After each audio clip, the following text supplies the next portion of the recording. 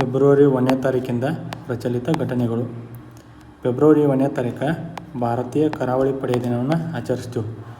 ಇದು ಭಾರತೀಯ ಕರಾವಳಿ ಪಡೆಯ 49ನೇ ಸಂಸ್ಥಾಪನಾ ದಿನ. 2025 ಥೀಮ್ ಧ್ಯೇಯವಾಕ್ಯ ಏನಂದ್ರೆ ಸ್ವರ್ಣಿಮ್ ಭಾರತ್ ಪರಂಪರೆ ಮತ್ತು ಪ್ರಗತಿ. Swarnim Bharat heritage and progress. ಇನ್ನು ಭಾರತೀಯ ಕರಾವಳಿ ಪಡೆ ಇದು ಯಾವಾಗ ಸ್ಥಾಪನೆ ಆತಂದ್ರೆ 1 ಫೆಬ್ರವರಿ 1977ನೇ ತಾರೀಕು ಸ್ಥಾಪನೆ ಆಗ್ತದೆ. ಇದನ್ನು ಆವಾಗಿನ ಪ್ರಧಾನಮಂತ್ರಿ ಮೊರಾರ್ಜಿ ದೇಸಾಯಿ ಅವರು ಉದ್ಘಾಟನೆ ಮಾಡಿದರು. ಉದ್ಘಾಟನೆ ಮಾಡಿ ಯಾವಾಗ ಪ್ರಾರಂಭ ಆತಂದ್ರೆ ಇದು 19 ಆಗಸ್ಟ್ 1978ರಂದು ಪ್ರಾರಂಭ ಆಗ್ತದೆ. ಇದರ ಪ್ರಧಾನ ಕಚೇರಿ ಇರುವುದು ನವದೆಹಲಿ ಒಳಗೈತೆ. ಇದರ ಪ್ರಧಾನ ಕಚೇರಿ. ಇದರ ಪ್ರಸ್ತುತ ಭಾರತೀಯ ಕರಾವಳಿ ಪಡೆಯ ಮಹಾನಿರ್ದೇಶಕರು ಯಾರಂದ್ರೆ ಪರಮೇಶ್ ಶಿವಮಣಿ ಅವರು. ಮತ್ತು ಹೊಸ 4 ರಾಮ್ಸಾರ್ ತಾಣಗಳು ಭಾರತಕ್ಕೆ ಆ್ಯಡ್ ಆಗ್ಯಾವ. ಭಾರತದ 4 ಪ್ರದೇಶಗಳನ್ನು ಹೊಸ ರಾಮ್ಸಾರ್ ತಾಣಗಳಿಗೆ ಘೋಷಿಸಲಾಗಿದೆ. ಅವು ಯಾವಪ್ಪ ಅಂದ್ರೆ 4. 1 ಸಕ್ಕರಕೋಟೈ ಪಕ್ಷಿಧಾಮ ಎಲ್ಲೈತೆ ಅಂದ್ರೆ ತಮಿಳುನಾಡು ಒಳಗೈತದ. 2ನೇದು ತೀರ್ಥಂಗಲ್ ಪಕ್ಷಿಧಾಮ ಇದೆಲ್ಲೈತೆ ಅಂದ್ರೆ ಇದು ತಮಿಳುನಾಡು ಒಳಗೈತೆ. ಇನ್ನು 3ನೇದು ಕೇಚುವಪಾಲ್ರಿ ರಾಮ್ಸಾರ್ ತಾಣ ಇದೆಲ್ಲೈತಿ ಸಿಕ್ಕಿಂ ಒಳಗೈತೆ. ಇನ್ನು 4ನೇದು ಉದ್ವಾ ಸರೋವರ ಇದೆಲ್ಲೈತೆ ಅಂದ್ರೆ ಜಾರ್ಖಂಡ್ ಒಳಗೈತೆ. ಈ 4 ತಾಣಗಳನ್ನು ಭಾರತ ಹೊಸ ರಾಮ್ಸಾರ್ ತಾಣಗಳಾಗಿ ಆ್ಯಡ್ ಮಾಡಿದೆ. ಈ ಮೂಲಕ ಜಾರ್ಖಂಡ್ ಮತ್ತು ಸಿಕ್ಕಿಂ ಇದುವರೆಗೆ ಅಲ್ಲಿ ಒಂದು ರಾಮ್ಸಾರ್ ತಾಣ ಇದ್ದಿದ್ದಿಲ್ಲ. ಇವು 2 ರಾಜ್ಯಗಳು ತಮ್ಮ ಮೊದಲ ರಾಮ್ಸಾರ್ ತಾಣಗಳನ್ನು ಘೋಷಿಸಿಕೊಂಡವು. ಭಾರತದಾಗ ಅತಿ ಹೆಚ್ಚು ರಾಮ್ಸಾರ್ ತಾಣ ಹೊಂದಿರೋ ರಾಜ್ಯಗಳು ಯಾವಂದ್ರೆ 1ನೇದ ಸ್ಥಾನದೊಳಗಿರೋದು ತಮಿಳುನಾಡು. ಇದೆಟ್ಟ 20 ರಾಮ್ಸಾರ್ ತಾಣಗಳನ್ನು ಹೊಂದೈತೆ. 2 ನಂಬರ್ ಇರೋದ ಉತ್ತರ ಪ್ರದೇಶ. ಇದು 10 ರಾಮ್ಸಾರ್ ತಾಣಗಳನ್ನು ಹೊಂದೈತೆ. ಇವಾಗ ಭಾರತದಾಗ ಒಟ್ಟು 89 ರಾಮ್ಸಾರ್ ತಾಣಗಳಾಗ್ಯಾವ. 85 ಇದ್ದು ಇವತ್ತು 4 ಆ್ಯಡ್ ಮಾಡ್ಯಾರು. ಟೋಟಲ್ ಆಗಿ 89 ರಾಮ್ಸಾರ್ ತಾಣಗಳು ಭಾರತದೊಳಗೆ ಅದಾವ. ಕರ್ನಾಟಕದಾಗ ಎಷ್ಟು ರಾಮ್ಸಾರ್ ತಾಣಗಳು? ಕರ್ನಾಟಕದಾಗ 4 ರಾಮ್ಸಾರ್ ತಾಣಗಳು ಅದಾವೆ. ಯಾವ್ಯಾವ ಅಂದ್ರೆ 1 ಮಾಗಡಿ ಕೆರೆ ಪಕ್ಷಿ ಸಂರಕ್ಷಣಾ ಧಾಮ ಎಲ್ಲೈತೆ ಅಂದ್ರೆ ಗದಗ ಒಳಗೈತೆ. 2ನೇದು ರಂಗನತಿಟ್ಟು ಪಕ್ಷಿಧಾಮ ಎಲ್ಲೈತೆ ಅಂದ್ರೆ ಮಂಡ್ಯ ಒಳಗೈತೆ. ಇನ್ನು 3ನೇದು ಅಂಕ ಸಮುದ್ರ ಪಕ್ಷಿ ಸಂರಕ್ಷಣಾ ಧಾಮ ವಿಜಯನಗರ ಒಳಗೈತೆ. 4ನೇದು ಅಘನಾಶಿನಿ ಮುಖಜಭೂಮಿ ಇದೆಲ್ಲೈತೆ ಅಂದ್ರೆ ಉತ್ತರ ಕನ್ನಡ ಒಳಗೈತೆ. ಇನ್ನು ಇದು ಜೌಗು ಭೂಮಿಗಳಿಗೆ ಸಂಬಂಧಪಟ್ಟ ರಾಮ್ಸಾರ್ ಸಮಾವೇಶ.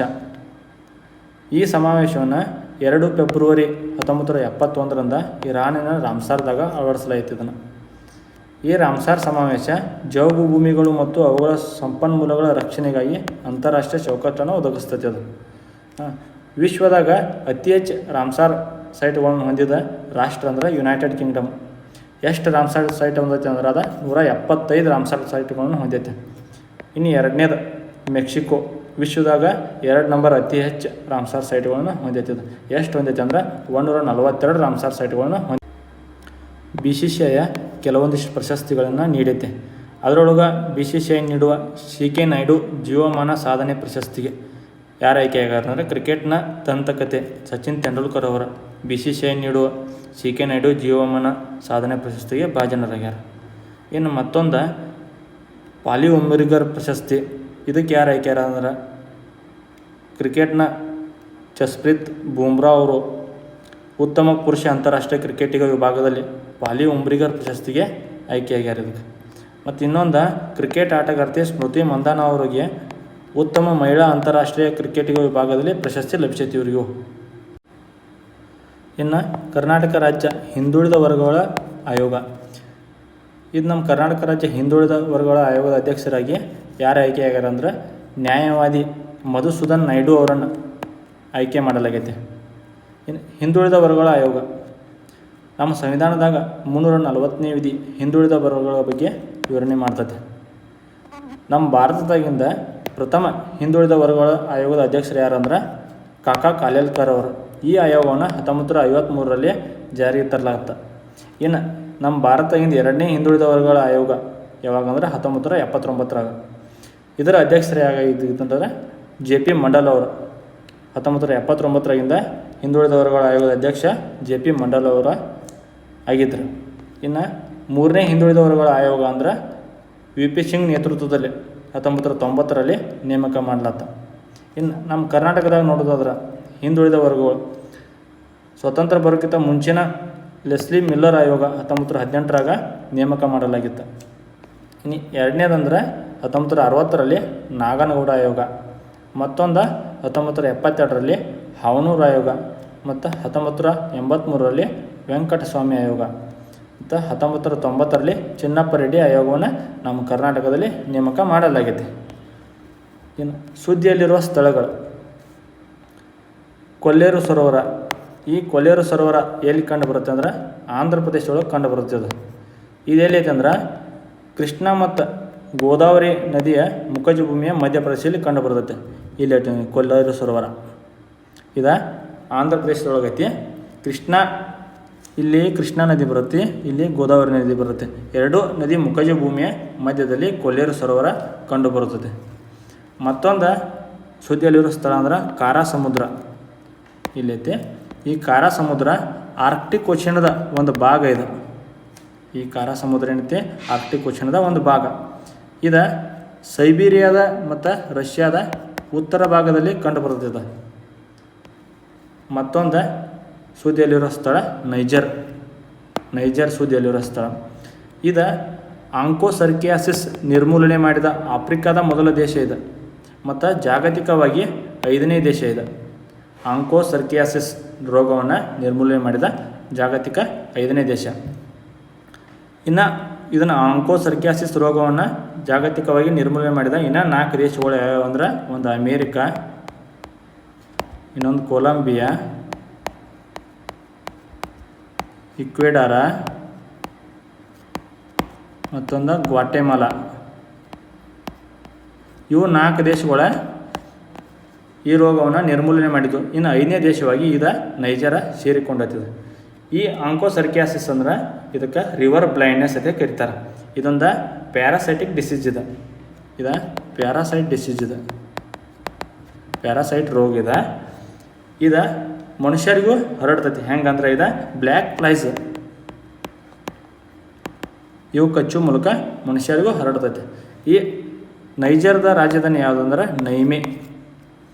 ನೈಜರ್ದ ಬಾರ್ಡರಿಂಗ್ ಕಂಟ್ರೀಸ್ ಅದ್ರ ಗಡಿ ಹೊಂದಿರುವ ದೇಶಗಳು ಯಾವ್ಯಾವ ಅಂದ್ರೆ ಒಂದು ಚಾದ, ಒಂದು ಲಿಬಿಯಾ, ಅಲ್ಜೀರಿಯಾ, ಮಾಲಿ, ಬರ್ಕಿನ್ ಫಾಸೋ, ಬೆನಿನ್, ನೈಜೀರಿಯಾ. ಇವು ನೈಜರ್ ಜೋಡಿ ಗಡಿಯನ್ನು ಹೊಂದ್ಕೊಂಡವು. ಇನ್ನು ಒನ್ ಲೈನರ್ಸ್. ಭಾರತದ ಪ್ರಸಿದ್ಧ ಶಿಲ್ಪಿ ಯಾರಂದ್ರೆ ಲತಿಕಾ ದತ್ ಅವರು ಇತ್ತೀಚೆಗೆ ನಿಧನರಾದರು. ಇನ್ನು ಸ್ವರೈಲ್ ಆ್ಯಪ್ ಪ್ರಾರಂಭಿಸಿದವರು ರೈಲ್ವೆ ಸಚಿವಾಲಯದವರ ಸ್ವರೈಲ್ ಆ್ಯಪನ್ನು ಪ್ರಾರಂಭ ಮಾಡ್ಯಾರ. ಭೀಮ್ಟೆಕ್ದವರು ಒಂದು ಕಾಯಿನ್ ಇದನ್ನು ಮಾಡ್ಯಾರ.